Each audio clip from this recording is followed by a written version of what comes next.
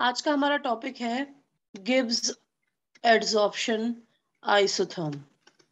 ठीक है, Gibbs adsorption isotherms के ऊपर हम देखेंगे और इसके ऊपर डिस्कशन करने से पहले एक छोटा सा डिस्कशन करना बहुत जरूरी है।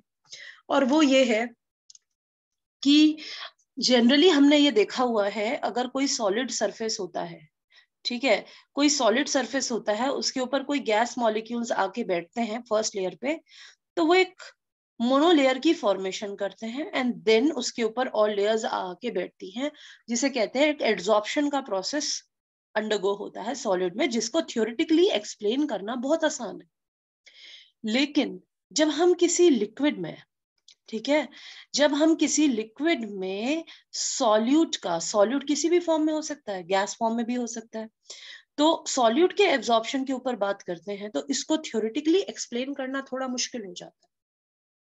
ठीक है, तो ऐसे में क्या हुआ, एक इस प्रोसेस को एक्सप्लेन करने के लिए क्यों डिफिकल्ट हो जाता है, पहले ये भी देख लेते हैं। क्योंकि लिक्विड या सॉल्वेंट जो भी यहाँ पे है, सॉल्वेंट अगर सॉल्यूट की का एब्जॉर्प्शन करेगा, मतलब उसके अंदर सॉल्वेटिंग पावर होगी। उसकी सॉल्वेटिंग पावर इस सॉल्यूट को लेने में एड्सॉर्ब होगा, फिर हो सकता है सॉल्वेट ज्यादा करा दे, एड्सॉर्प्शन की जगह एब्जॉर्प्शन हो जाए, है ना।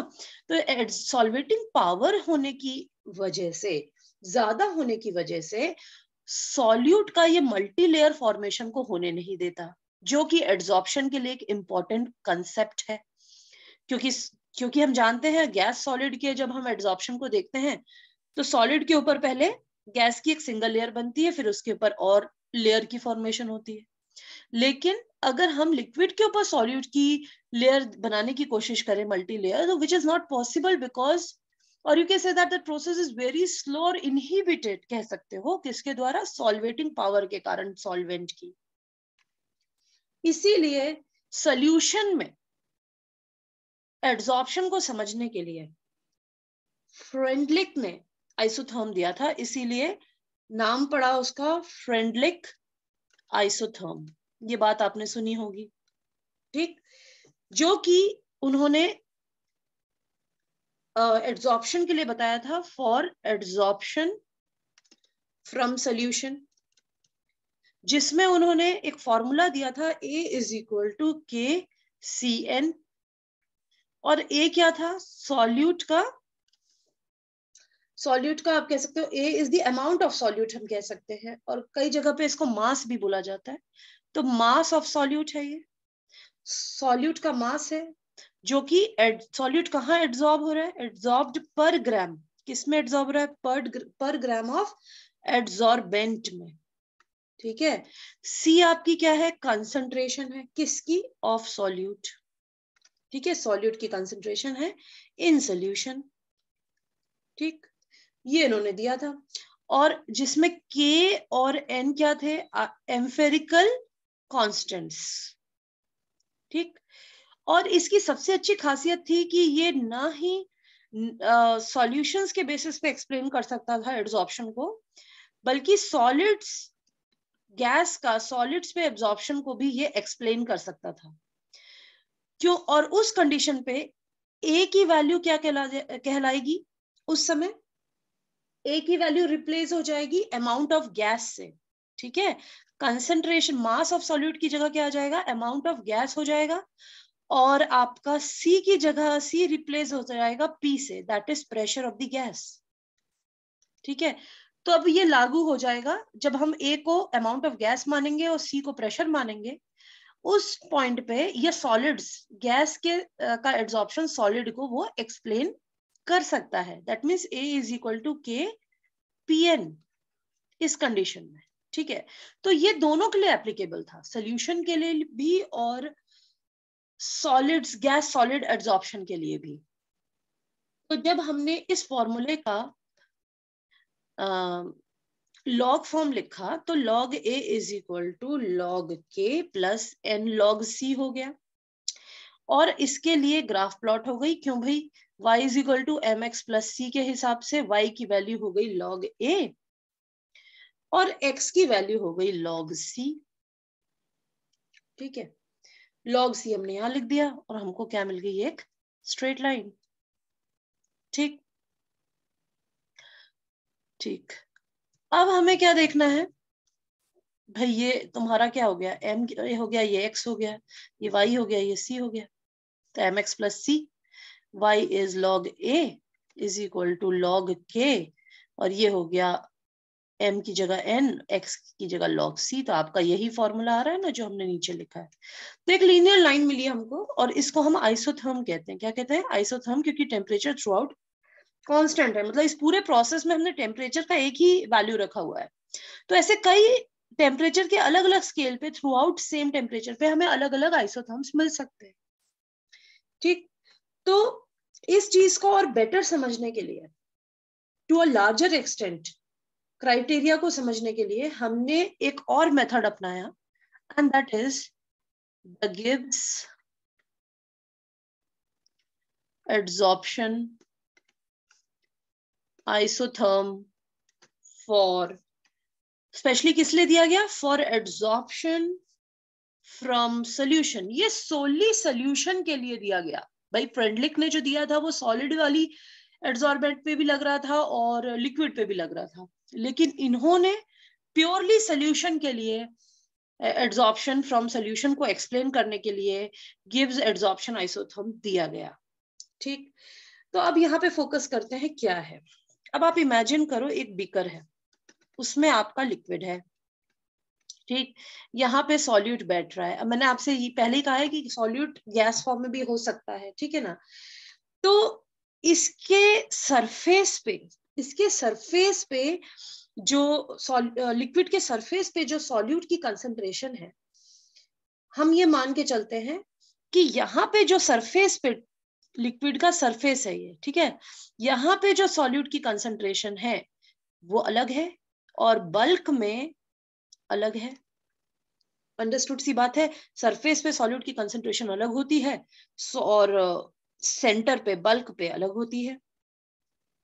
ठीक, अब ये कंडीशन जब हमारे दिमाग में है, ठीक, now what we see, if the surface tension of solute is lower than that of the liquid, then the solute will try to collect or accumulate on the surface of liquid.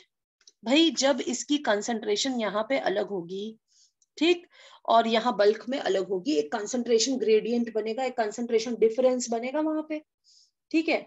और अगर एक और condition लग गई, if surface tension of solute, surface tension solute का is less than that of solvent, solvent से अगर ये कम है, तो ऐसी कंडीशन में ये क्या कोशिश करेगा? इट टेंड्स टू एक्यूमुलेट, वो इकट्ठा होने की कोशिश करेगा, एक्यूमुलेट होने की कोशिश करेगा। कहाँ पे? Accumulate at the surface of liquid, liquid के सरफेस पर। ठीक, वैसे ही कंसंट्रेशन अलग था, यहाँ पे इसकी कंसंट्रेशन अलग थी। अब इसका सरफेस टेंशन भी कम हो गया सॉल्यूट का, तो सरफेस टेंशन कम हुआ तो इसकी गैदरिंग सरफेस पे होनी स्टार्ट हो जाएगी, एक्यूमुलेशन इकट्ठा होना स्टार्ट हो जाएगा। और जब ये लिक्विड के सरफेस पे इकट्ठा होना स्टार्ट हो जाएगा, तो फिर नेक्स्ट स्टेप क्या होगा भाई? उस समय जो लिक्विड की सरफेस टेंशन थी उस पहले तो ज्यादा थी सॉल्यूट से, लेकिन जब यहाँ पे सॉल्यूट का इकट्ठा होना स्टार्ट हो गया, मतलब कंसंट्रेशन का कंसंट्रेशन ऑफ सॉल्यूट इंक्रीज होने लगा on the surface of liquid. ऐसे में दिस कॉजेज, ये क्या करता है? This causes decrease of surface tension. Now अब जो सरफेस टेंशन है लिक्विड का बाद में घटने लग जाएगा, क्योंकि सॉल्यूट की कंसंट्रेशन यहाँ पे बढ़ने लग गई धीरे धीरे, है ना। क्योंकि हमें अच्छे से पता है सरफेस टेंशन क्या होती है। सरफेस टेंशन होता है surface free energy upon unit area. तो जितना ज्यादा यहाँ पे कंसंट्रेशन बढ़ेगा, अवेबिलिटी बढ़ेगी, ये एरिया, इसका एरिया कम होता जाएगा लिक्विड का। अंडरस्टूड सी बात है, सरफेस टेंशन लिक्विड की भी कम हो जाएगी, ठीक है। नाउ इसका क्वांटिटेटिव, ये तो बस इसकी थ्योरेटिकल एक्सप्लेनेशन थी, लेकिन इसका क्वांटिटेटिव एक्सप्लेनेशन निकालना बहुत जरूरी था। इसीलिए गिब्स ने इसका क्वांटिटेटिव ट्रीटमेंट दिया। क्वांटिटेटिव ट्रीटमेंट मतलब इसके लिए कुछ एक्सपेरिमेंटल वैल्यूज या फिर इसकी वैल्यूज को कैलकुलेट करना बहुत जरूरी था, या फॉर्मूला निकालना बहुत जरूरी था। ठीक है, तो मैथमेटिकली भी इसको एक्सप्लेन किया गया। तो वो कैसे एक्सप्लेन किया गया? For a system containing two component, अगर एक कोई सिस्टम है जिसमें दो कंपोनेंट हैं, ये सपोज सिस्टम है, इसमें 1 और 2 कंपोनेंट है, ठीक है, तो गिब्स फ्री एनर्जी को कैसा लिखा जा सकता है? Can be written as G is equal to N1 mu1 plus N2 mu2। ये हमने पार्शियल मोलर प्रॉपर्टीज और पार्शियल गिव्स फ्री एनर्जी में केमिकल पोटेंशियल के अंदर हमने ये वैल्यू देखी थी गिब्स फ्री एनर्जी की। हमने पढ़ा था, अगर याद हो आपको, कि Gibbs free energy chemical potential basically Gibbs free energy को एक्सप्लेन करता है। मतलब chemical potential partial molar Gibbs energy को एक्सप्लेन करता है, और उसका फॉर्मूला क्या आएगा? ये आएगा, ये हमने ऑलरेडी देख लिया, म्यू की वैल्यू हमने देख रखी है, dg/dni, याद आ गया, ये लिखा हुआ है, ये हमने पार्शियल मोलर प्रॉपर्टीज में डाला हुआ है। अगर आपको याद दिला दूं, आप मेरे चैनल पे बीएससी सेकेंड ईयर का पार्शियल मोलर प्रॉपर्टीज का एक मैंने डाला है वीडियो, उसको देख लो, तुम लोग को रिवाइज हो जाएगा कि ये इक्वेशन कहाँ से आई है। ठीक है, तो टेंशन लेने की जरूरत नहीं है एमएससी वाले बच्चों, ये आपका ऑलरेडी पढ़ा हुआ है। तो हम वापस अपने टॉपिक पे आ जाते हैं, और ये यहाँ पे लिखा है for a system containing two component, मान लीजिए, तो उसके लिए Gibbs free value as per the partial molar properties क्या हो सकती है केमिकल पोटेंशियल को नजर रखते हुए? G is equal to N1 mu1 plus N2 mu2, जिसमें N1 and N2 क्या हो गए? मोल्स हो गए या अमाउंट हो गए, है ना? तो इसको हम अमाउंट भी बोल सकते हैं या मोल्स भी बोल सकते हैं। और mu1 and mu2 क्या हो गए? ये हो गया केमिकल पोटेंशियल। अभी थोड़ी देर पहले ही मैंने बताया आपको, केमिकल पोटेंशियल हो गया। बेसिकली इसका एक और नाम है, दैट इज पार्शियल मोलर, अब याद आ गया होगा, gives free energies of two components. ठीक है, सो नाउ अब हम लोग क्या कर रहे हैं? एड्सॉर्प्शन देख रहे हैं एक कंपोनेंट का। भाई इस सिस्टम में, आप ये छोटा सा डायग्राम देखो, ऊपर बनाया था, इस एक सिस्टम में दो कंपोनेंट है। अब हम किसी एक कंपोनेंट का क्या देख रहे हैं? एड्सॉर्प्शन देख रहे हैं। मतलब अगर ये लिक्विड है, लिक्विड एक कंपोनेंट हो गया, और ये गैस का एड्सॉर्प्शन इस लिक्विड के ऊपर हो रहा है, तो गैस आपका सेकंड कंपोनेंट हो गया। ठीक है, तो इसके सरफेस पे, लिक्विड के सरफेस पे इस गैस के एड्सॉर्प्शन को हम देख रहे हैं। उसके बेसिस पे अगर हम मैथमेटिकल फॉर्मूला निकालें, ठीक है, क्या हो सकता है? तो हम लिखते हैं adsorption of any one component on the surface which results in changing the surface free energy। ठीक है, तो उस कंडीशन में हम इस इक्वेशन को, ये जो हमारा ए इक्वेशन है, ये मॉडिफाइड हो जाएगा। So equation A is modified as, ये दिया गया है, modified as G is equal to N1 mu1 plus N2 mu2, क्योंकि हम दोनों कंपोनेंट नहीं, किसी एक कंपोनेंट का एड्सॉर्प्शन देख रहे हैं जिसके कारण सरफेस फ्री एनर्जी में चेंज आ रहा है, तो हम उस एक के रेस्पेक्ट में एक और टर्म यहाँ पे जोड़ देते हैं, that is surface tension into sigma, और जिसमें ये हो गया आपका सरफेस टेंशन गामा की वैल्यू, और सिग्मा जो है आपका बेसिकली सरफेस एरिया हो गया। ठीक है, तो हम सरफेस टेंशन की वैल्यू को यहाँ पे डाल देते हैं as per the theory that we have discussed here. ठीक है, क्योंकि हम अपना फॉर्मूला निकाल रहे हैं इसलिए। नाउ लेट अस सी, हमारे पास ये कौन सा इक्वेशन आ गई? ये इक्वेशन हो गया 2। ए था वो बी भी लिख सकते हो, मैंने 2 लिख दिया। ठीक, अब इस इक्वेशन 2 का मैं क्या करूंगी, इस इक्वेशन का मैं क्या करूंगी, कंप्लीट डिफरेंशियल करूंगी। तो अगर इसका मैं कंप्लीट डिफरेंशियल करती हूँ, मैं इसको फिर से यहाँ लिख देती हूँ, gn1 plus n2 plus gamma sigma. तो ये हो जाएगा ऑन कंप्लीट, ये सेकंड इक्वेशन थी, ऑन कंप्लीट डिफरेंशियल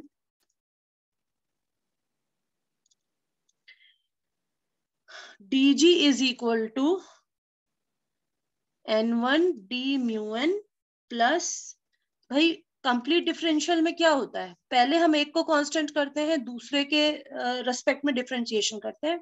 तो यहाँ पे एक बार मैंने देखो केमिकल पोटेंशियल में चेंज लाया और n1 को कांस्टेंट रखा, और फिर मैंने यहाँ पे केमिकल पोटेंशियल 1 को कांस्टेंट रखा और n1 में चेंज लाया। उसी तरीके से n2 d mu2 plus mu2 dn2 लिख सकते हैं। अब हमारे पास एक और टर्म थी गामा सिग्मा, तो एक बार गामा को कांस्टेंट रख के सिग्मा में चेंज, और एक बार सिग्मा को कांस्टेंट रख के गामा में चेंज। ये हमारा पूरा इक्वेशन जो बना है, प्लस यहाँ पे बना देना तुम लोग, यहाँ जगह नहीं थी तो मैंने नीचे लिख दिया, ये हमारा थर्ड इक्वेशन हो गया।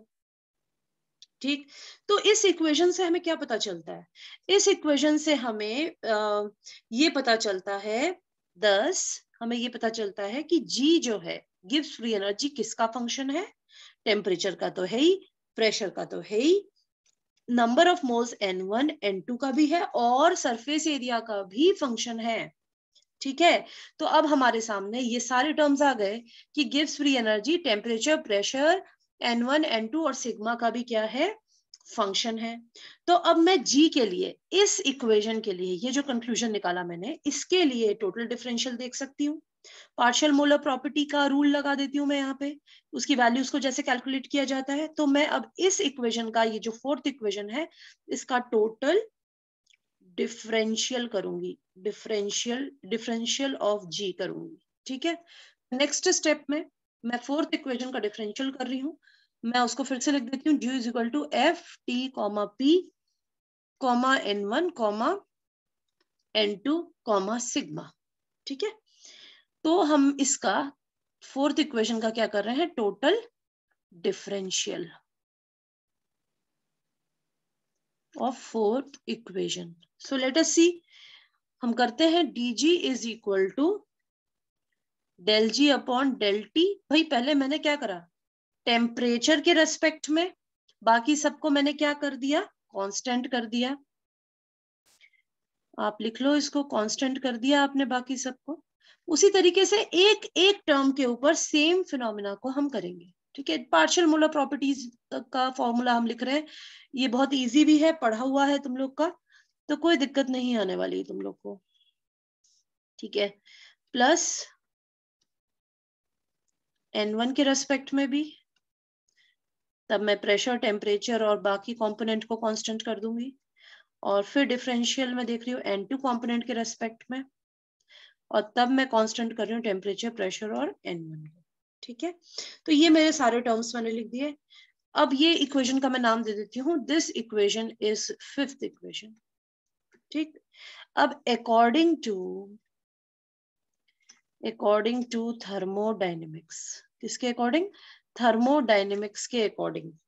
ठीक, वी नो दैट ये जितनी भी टर्म्स हैं जो भी यहाँ पे लिखी हुई हैं, आपके सामने लिखी हुई है, dg upon dt, dg upon dp, dg upon n1, dg upon dn2, dg upon d, sigma वाली तो मैंने लिखी ही नहीं, तो चलो सिग्मा वाली भी लिख देती हूँ। ठीक है, dg upon d sigma dp n1 plus, not plus n2, ये भी आएगी ना, ये भी ऐड होगी। ठीक है, तो ये जो है, ये जितनी भी टर्म्स है थर्मोडायनेमिक्स की, एक एंट्रोपी को बताता है, एक वॉल्यूम को बता रहा है, एक केमिकल पोटेंशियल को बता रहा है। ठीक है, कंपोनेंट 1, कंपोनेंट 2 की, और एक सरफेस एरिया को बता रहा है। कैसे, चलो मैं रेड पेन से दिखा रही हूँ। पहली वाली जो टर्म है ये वाली, ठीक, D upon del T D T P comma n1 comma n2 comma sigma, ये क्या बता रहा है, हमने पढ़ रखा है, ये वैल्यू कहलाती है ये वैल्यू कहलाती है एंट्रोपी। क्या कहलाती है ये वैल्यू? एंट्रोपी कहलाती है, माइनस एस एंट्रोपी कहलाती है। ठीक, अब उसी तरीके से हम दूसरी वैल्यू को देखते हैं। डेल टी, सॉरी प्रेशर है ना, प्रेशर है, pressure DP T N1 N2, ये क्या कहलाती है? प्रेशर के रेस्पेक्ट में आ गया। तो ये वॉल्यूम, ये हम पढ़ चुके हैं पहले भी पार्शियल मोलर प्रॉपर्टीज में। और अब देख लो आगे, अब मोल्स के रेस्पेक्ट में जितनी भी वैल्यूज थी, चाहे वो N1 हो N2 हो, ये सब क्या कहलाती हैं? सिग्मा आएगा ना यहाँ पे, ये N2 हो जाएगा सिग्मा। ये वैल्यू कहलाएगी chemical potential for first component. उसी तरीके से N2 के लिए chemical potential of second component. और लास्ट वाला इक्वेशन ये वाला, ये गामा कहलाएगा। ठीक, तो इसको भी हम लिख लेते हैं थोड़ा, जब सारे ही लिख रहे हैं इसको भी लिख लेना चाहिए। चलिए लिख लेते हैं, एक स्लाइड हम और एंटर करते हैं। Late us see that.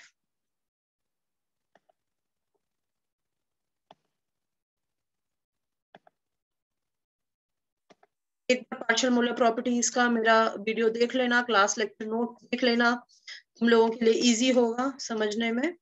Already तुम लोग देख चुके हो, कर चुके हो, तो इट इज नॉट डिफिकल्ट। ठीक है, फिर भी कोई कंफ्यूजन हो तो पूछ लेना। ठीक, तो अब देखो, और एक और टर्म बची तुम्हारी, del g upon del N2 dN2 T P N1, तो ये कहलाएगी म्यू2। और एक लास्ट वाली जो टर्म थी हमारी,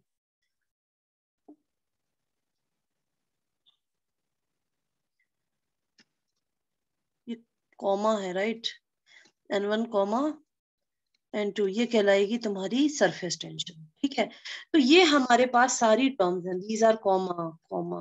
ओके, तो ये हमारे पास सारी टर्म्स हैं, दिस इज कॉमा कॉमा। ठीक, तो ये कॉमा है भाई, इसको वन मत समझ लेना तुम लोग, ये कॉमा बना रखा है मैंने, ये सब कॉमा बने हुए हैं। ठीक है, दीज ऑल आर कॉमास। ठीक, बस ये N1 है और ये N2 है। ठीक है, ये ऐसे कॉमा है, ये N1 है और ये N2 है। तो इन इंडिविजुअल एक एक टर्म्स को मैंने क्या करा है, उनकी वैल्यूज बता दी कि ये बेसिकली है क्या। ठीक, तो इसको मैं और अच्छे से एक्सप्लेन कर सकती हूँ। हेंस अब जब मुझे इनकी वैल्यूज पता चल गई हैं, तो मैं यहाँ पे लिख सकती हूँ, इसकी जगह पे, इस पर्टिकुलर चीज की जगह पे मैं क्या लिख सकती हूँ भाई?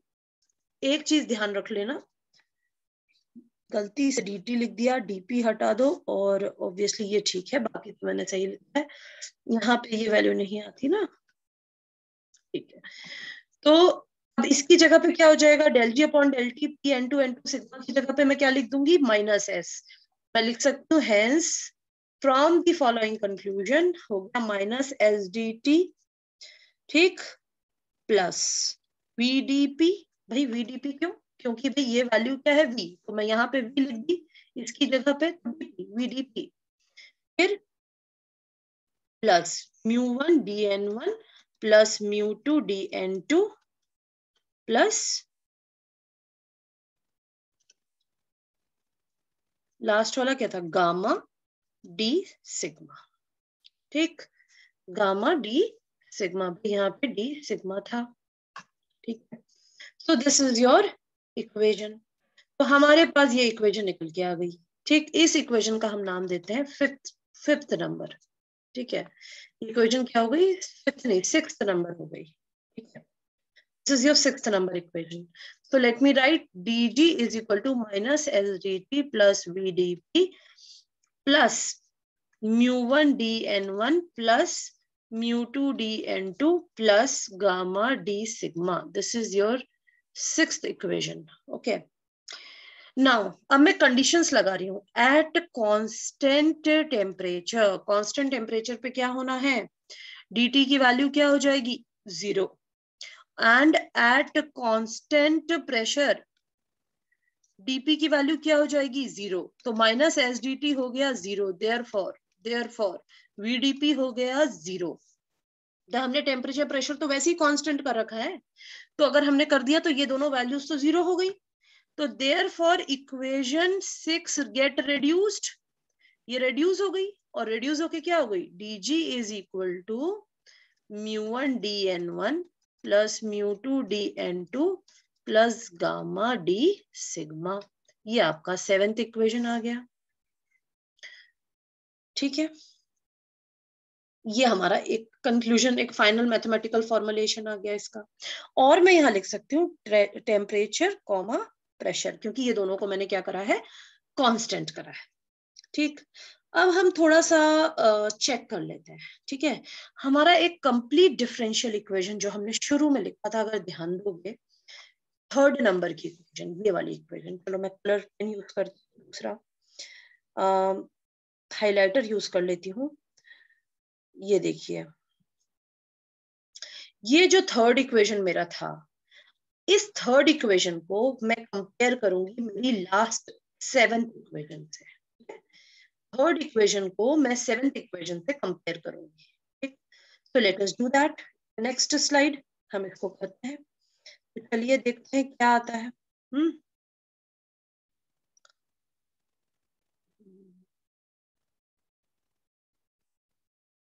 आप समझ गए ना, मैं अभी आपका फोकस करवा रही हूं। ये जो मेरा 3rd इक्वेशन है, इसका मैं 7th इक्वेशन से कंपैरिजन कर रही हूँ। ठीक, नाउ लेट अस सी क्या रिजल्ट आता है। तो from equation 3 and 7, okay, what we find out, मैं 3rd इक्वेशन को भी यहाँ लिख दे रही हूँ और 7th इक्वेशन दोनों को भी लिख दे रही हूँ। ठीक है, तो चलिए पहले मैं 3rd इक्वेशन लिखती हूँ आपके सामने। 3rd इक्वेशन, इक्वेशन 3 थी मेरी, कंप्लीट डिफरेंशियल इक्वेशन थी जो हमने शुरू में देखी थी, dg n1 dn μ1 plus μ1 dn1, याद आ गया, plus n2 d μ2 plus μ2 dn2 plus gamma d sigma plus sigma d gamma, याद आ गया। ये मेरी 3rd इक्वेशन थी। अब 7th इक्वेशन जो मैंने अभी जस्ट निकाली आपके सामने, and that is dg t comma p is equal to μ1 dn1 plus μ2 dn2 plus gamma d sigma. ये मेरी इक्वेशन थी। तो इन दोनों इक्वेशन में आप देखो कॉमन टर्म्स कौन सी हैं, बाकी कैंसिल हो जाएंगी, मतलब कॉमन टर्म्स बचेंगी, बाकी सब कैंसिल हो जाएंगी। तो अब आप इसमें खुद देख लीजिए क्या हो रहा है भाई, कौन सी इक्वेशन बच रही है,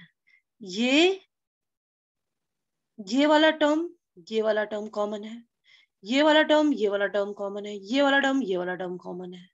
ठीक, तो ये किसके बराबर है, किसके बराबर है, ये इन सबको जोड़ोगे तो dgtp के बराबर आएंगे, राइट। तो मैं कह सकती हूं कि I can say that इनको इक्वल करा अगर तो ये कैंसिल हो जाएंगे, and we can say that now n1 d nu1 plus n2 d nu2, ठीक, plus sigma d gamma is equal to 0। From equation these two हमारे पास ये कंक्लूजन आ जाता है। भाई ये कैंसिल हो गई, ये कैंसिल हो गई, ये कैंसिल हो गई, ये कैंसिल हो गई, क्या बची, यही बची ना। आप खुद देख लीजिए, मैं इसको माइनस कर शो कर देती हूँ। ये दोनों टर्म कैंसिल, ये कैंसिल, ये कैंसिल, ये कैंसिल, ये कैंसिल, ये कैंसिल, ये कैंसिल, ये कैंसिल, कौन सी बची, एक ये बची है, एक ये बची है, मतलब this is left, this is left and this is left. तो इन सबको मैंने जोड़ दिया and that is equal to 0। यही तो शो करना है। ठीक है, सो थोड़ा इरेज कर देती हूँ, ये ज्यादा हैपहैजार्ड ना हो जाए।